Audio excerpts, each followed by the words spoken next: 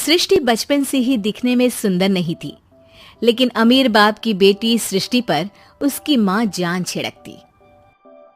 मेरी बेटी कितनी प्यारी है, भगवान सबको सृष्टि जैसी बेटी दे। सृष्टि धीरे धीरे बड़ी होती है।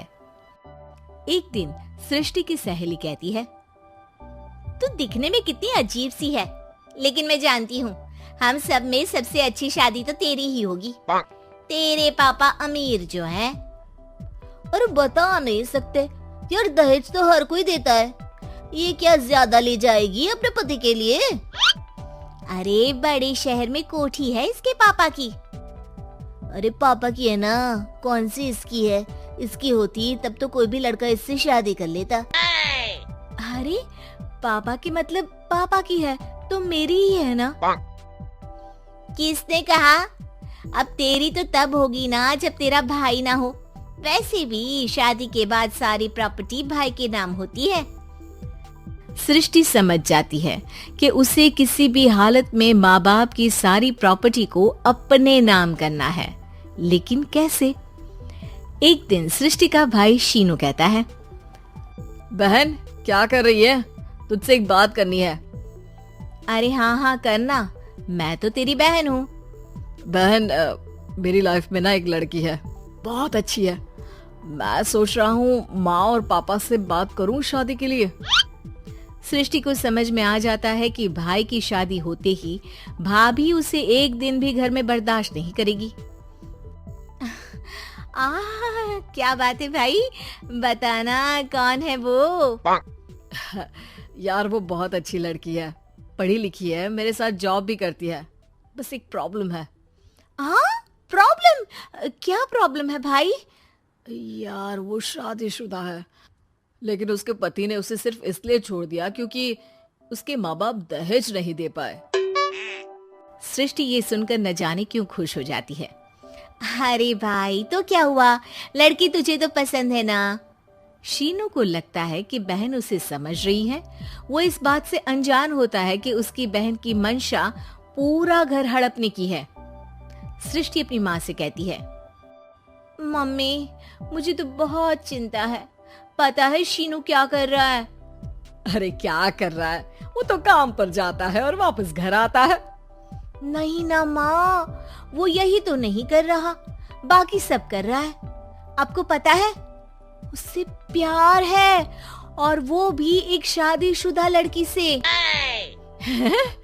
ये क्या हो गया, मैं सोसाइटी में क्या मुंह दिखाऊंगी? अरे तेरे पापा तो यही कहेंगे कि मैंने ही उसे बिगाड़ दिया है।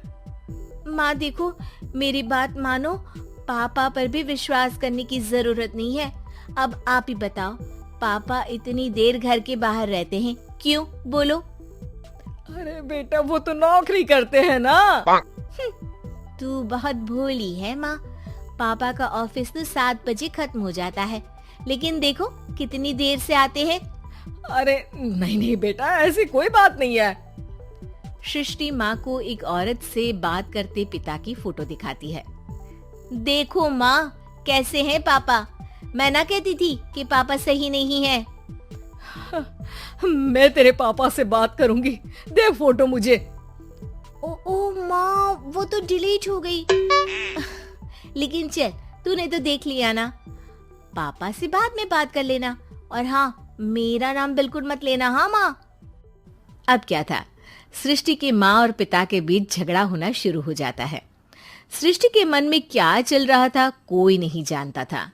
एक दिन, माँ सृष्टि के लिए एक लड़का देखा है, वो लोग शाम को उसे देखने आने वाले हैं। और हाँ माँ, एक खुशखबरी, मैं और पापा मिलकर एक नया बिजनेस ट्राई कर रहे हैं। शाम को लड़का आता है, सांवले रंग का। सृष्टि को तो बिल्कुल भी पसंद नहीं आता। लड़की की माँ कहती है, लड़की का चेहरा तो कोई खास नहीं, लेकिन अगर मेरे बेटे को आप लोग सेटल कर दें तो मैं उसकी शादी आपकी बेटी से करवा दूं। सृष्टि को लड़का बिल्कुल पसंद नहीं था। उसे भाई पर गुस्सा आ जाता है। लड़के वालों के जाने के बाद कहती है, माँ देखा शीनू मेरे लिए कैसा लड़का लेकर आया, न दिखाने लायक न सुनने लायक, सेटल भी नहीं, वो भी हम करे। अरे माँ, मैं जानती हूँ ये मेरी शादी किसी भी घर में क्यों करवाना चाहता है। अरे कैसी बात कर रही है बहन, तूने तो देखा ना, लड़के को मैंने ही मना कर दिया तुझसे शादी के लिए। जिसने लड़का बताया था उसने उसकी बहुत तारीफ की थी। बात आई गई हो जाती है, लेकिन सृष्टि का मन शांत नहीं होता। क्या करूँ, कुछ समझ में नहीं आ रहा। मेरी शादी हो गई तो ये लोग पूरी प्रॉपर्टी शीनू के नाम कर देंगे, मेरे हाथ तो कुछ लगेगा ही नहीं।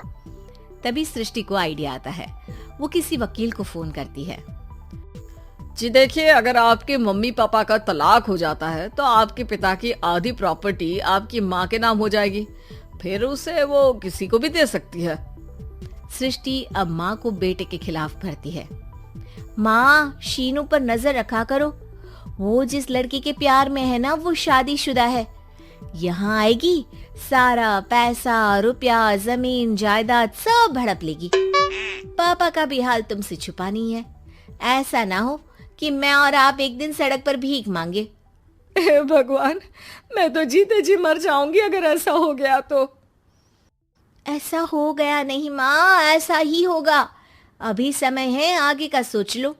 मैं तो कहती हूँ पापा से आधी प्रॉपर्टी लेकर अलग हो जाओ। पापा की आधी प्रॉपर्टी भी हम लोगों को अगर मिल जाती है ना तो अगले 7 जन्म सफल समझो।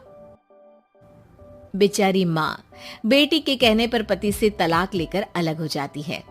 सृष्टि अब पैसों से गाड़ी और अपने दूसरे महंगे शौक पूरे करने लगी। उसके दोस्त भी उसके पैसे इस्तेमाल करते। सृष्टि, कल तुम कहाँ थी?